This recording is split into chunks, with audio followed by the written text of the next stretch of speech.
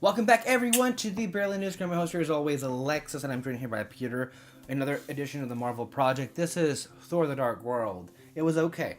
Until next time, I'm your host here, as always, Alexis. Bye. Today we're going to talk about Thor: The Dark World, which came out in 2013. Yeah, 2013. Here's what I think of Thor: The Dark World, and here I'll start this one off. Okay. I remember quite vividly my movie experience with that one. Ironically enough, I remember I went with Kyle and another one of our friends, Leslie, and we had the time of our lives with this movie. In the theater, it was very, very entertaining. I mean, it wasn't like, oh my god, this is amazing, but it was good fun, which what a good Marvel movie does. But I have found that in my subsequent viewings after watching this initially in the theater, especially here at home, the value and the quality has increasingly declined throughout, and the problems have become very glaring as every time I watch this movie. I have no problem saying this is my least favorite Marvel film. I mean, I would only put The Incredible Hulk like as my least favorite one. I've already said why. Yeah, you've stated your reasons. Yes, and I still find some enjoyment in this movie, which we'll get to. But overall, it's just it's eh. I've always said that Marvel's never done, in my view, like a bad film. It's always been like okay, like really basic, just whatever, to great. Yeah. And this is the basic, just whatever that I'm talking about. It is, yeah. Because, the movie, it's very by the books. Yes. There's nothing really crazy interesting that happens in it. There's very little to justify why this movie was made. Yeah. I would say Loki really saves this film for me. Yeah. And it kind of makes me wish that it should have just been like a buddy cop sort of film. Yeah. With Thor and Loki, where they hate each other, but from the very beginning they're forced to work with each other. Why was not Kenneth Branagh brought back to direct this movie? I mean, he had a cameo. But I think it's really interesting you point out Loki, because initially he was going to have even less screen time. Yeah. In the first version, and then we got to have more Loki. And it wasn't enough. It wasn't enough? It wasn't enough, but every scene he's in is amazing, essentially. Because that's where the actual interesting parts of the film are had. Yes. Because, he's basically been thrown in this dungeon by his family for what he's done. And his only real connection left is to his mother. And you get Frigga. Such a funny name to say out loud. Frigga. Yeah. I think it's Frigga. But, once she's killed by Malekith, and you see, even though he's still like the evil little shit that he still has this deep love for his mother. Yeah. And that's what really pulls him to be able to work with Thor to go after him. And just seeing the way him and Thor play off each other, and the way they're still fighting and bickering, but they're also drawn together by the love of their mother. I'm like, okay, that's interesting. Yes. That would have made a great film. And that scene, her dying, was also good too. Yeah, that was great. Because also, she kicked ass. Yes. She kicked Malekith's ass. It wasn't she got in a couple hits. She was wiping the floor with him the whole time. And that's really cool, because they usually don't do that, especially with the main villain. But if the whole movie would have been that, I would have actually really liked this. Responded film. more to it. The best part of the movie is the escape from Asgard sequence. Yes, that was a great sequence too. Also for that really cool cameo. Yes, Chris Evans. Yeah, that caught me off guard during the movie. Yeah, it caught everyone. It was everybody was clapping like that. It's like yes. But also how each of them were if you betray him, I'll kill you. Yeah. And he's like, yeah, get in line. He was evidently there'll be a line. Yeah. So it's Tom Hiddleston, he's amazing. And if that breakout sequence had been not the very beginning of the film, but you get the introduction 20 minutes into the film, maybe that's where it starts, and then boom, you go. Their chemistry still works off great, especially that part where they're on the Dark World itself, and we're made to believe that Loki betrayed Thor within 2 seconds of the shackles being removed. And we bought it, Mm-hmm. and so it was like, oh shit, they were actually working together. That was one of the few fake outs Marvel's had where like I actually worked. believed it. Yeah, it worked. Like when they cut off his hand, I was like, oh my god, like oh. But it turned out But they let were me working tell together. you this: I didn't for a second believe Loki died. No. I mean, Mm-hmm. they were trying their damned best to make it look believable. Yeah. But in the end, if you thought Loki died, shame on you. I mean, come on, this is why they do this. I like Asgard and the way it's presented a lot more here than it is in the Thor movie. Really? Yes. I actually like it more in the first third film. I feel the like Thor film. I feel like it feels much more of a homing place. You can tell they try to go a little bit more realistic, a little more look more Lord of the Rings, darker and stuff. Because in the first one it was very colorful, you know, and stuff like that. Like the floor was just so shiny. Yeah, but they tried to bring it down a level, you know, make it look more believable, more livable, like people actually lived there, which I do appreciate. But I do really like the world of Asgard. And that's one of the few things that I also keeps me, you know, not completely writing off this film as well.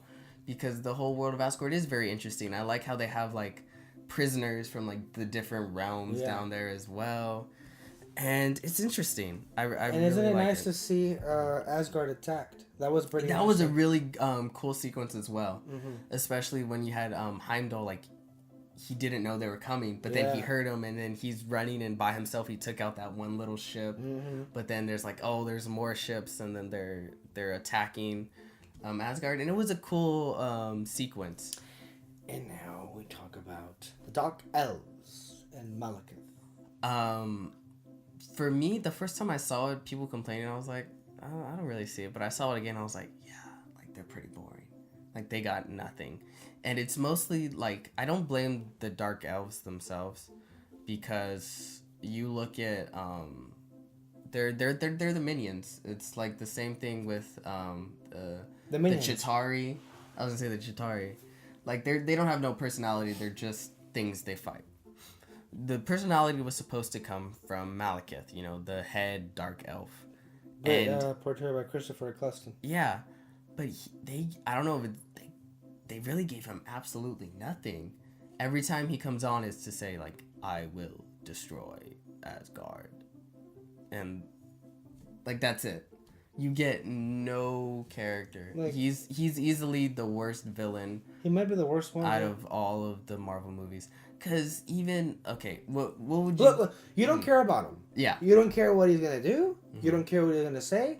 Every time he comes on screen, you just want the scene to be over with. You want to go back to Thor and Loki. That's it. That's not a good character. But let alone a good villain. It's the first Marvel villain where I'd say his badness is distracting. Yeah. Because like even other bad villains, like Mickey Rourke, I would say is like a bad, but I think it's still interesting to me, like his little like Russian accent, like my bud. Yes. You know, so I enjoy watching his scenes, even if he isn't like a fully. But developed half the villain. movie, he's talking in some dialect, and you don't have to read subtitles. But even the subtitles aren't interesting. Like, I actually thought it was cool that he was speaking in a different language, like he's supposed to be this ancient. Yeah, but you're already building a barrier to the audience. Yeah, I can see that, but other movies have made it work, and believably so. But here they give him absolutely nothing. He's just bad guy. That's all the character he gets, bad guy. So I think that's where they really messed up. Jane Foster. I thought it was nice bringing her to Asgard. Mm-hmm. But as far as her and Thor in this movie, it may have been probably better if she had just died in the movie. Yeah. Because I mean, I don't think she's not coming back for the third movie. Yeah. So they honestly they should have killed her in Thor: The Dark World. Because Natalie's done. I think she's done with this movie. She never really cared to do them. Plus, it would have added more emotional stakes. Mm-hmm. Made it a better movie. Would have made it a better movie, and plus, you never really fully buy into their love. It feels more like a little bit like puppy love. Like, they barely know each other, but they have a big attraction to each other, and it would have made way for like we were talking about Jamie Alexander and Lady Thor, Sif. Lady Sif. That's a come because like especially in this movie, even Odin just tells him like, she is right there. What are you doing? I like how his dad is just They straight keep up like, teasing her. yeah. I wonder if they're actually gonna go through with it in the end. And I do like that one scene when Jane made it to Asgard and she's there and she walks by, and then Lady Sif sees her and like she just kind of like looks at her and throws a little bit of shade her way. So I think it could have been an interesting story arc about, you know, she dies and then, you know, Thor's like, you know, like, no, like I loved her, like sorry Sif, like it would have been interesting to play around with. I mean, look, she had the whole the ether inside her the entire time, which is this movie's Infinity Stone, which caused her to bring her to Asgard. And I liked that interaction. I bought Jane Foster being captivated by Asgard, but her relationship with Thor becomes less and less realistic and believable as the movie goes on, especially how she just waits for him even though he can't ever come back all the time. So there's that. What do we make of Eric Salvik and Darcy and the intern? See, this is the Marvel movie where like people always get annoyed with Marvel humor, and I'm like, I love it. I don't know what your problem is. This one, I'm like, okay, I see what you're talking about. This is the one where they misuse the humor the most. Like every single time, like I'm starting to get into it, like there's something serious happening, they kept throwing out like jokes, like one after the other, like oh, like isn't this funny? And it's like, relax, like calm down. We don't need this many one right after the other. And I know like some people are meant to be comedic sort of sidekicks, but it's just like tone it down. This is where I thought like they kind of got out of hand with their humor. Especially going with like Selvig and Darcy and Darcy's intern, which I did. It's a ridiculous notion. It's a ridiculous notion, and see that alone when they said that, like, oh, that's funny, but then they hit you over the head with other things, and it's like, Yeah. But like that itself, it landed for me. And like I said, the humor does work in certain areas. It's just that there's too much of it. Like when Darcy goes up to Thor and she's like, oh, you know, you're still muscly, you know, how's space? He's like, space is well, you know, space is good. That made me chuckle. Like, that's funny. Even on repeat viewings. It's just that, you know, they didn't leave, the whole thing with me, though, is that they just didn't leave well enough alone. Right. And I think really, when it comes down to it, one of the main reasons why this movie was made, again, was to set up more of the cinematic universe. Another Infinity Stone was used here, the Ether. Yeah, and I wouldn't have mind that. Although it just feels like that's all the movie is there for. Like I said, Thor, who we haven't even talked about, the main character. Yeah. He gets nothing really to do. Like all the interesting aspects of this film are around him, but it's not him. Yeah. He doesn't get get an arc. The closest thing to an arc I saw was him trying to deal with the fact like, I don't want to be king, and then finally, you know, telling his dad that and all that. But not really. Yeah. It's just typical, oh, bad guy came, okay, this guy's gonna save him. And Marvel has been really good about pushing beyond that. Yeah. And this is why it's like very basic superhero, like, oh, bad guy came, Thor has to stop him, okay, the end. And you don't get a feel of Thor's character and, like I said, any continuation of his storyline. Or why this story needed to be told with his character. I do like the end. Loki is apparently now king of Asgard. See, yeah, like that's interesting. All the interesting things happen around him, Thor, but not happen to him. But when that ending happened, I was like, oh shit, like that's cool. You that's know an interesting place to leave off. Well, Thor was Thor. Okay, it was okay. For me, it's the worst of the Marvel films. But again, I gotta say, like, it's not terrible. It's not a terrible film. It's not bad. But if you don't like it, I do not blame you whatsoever.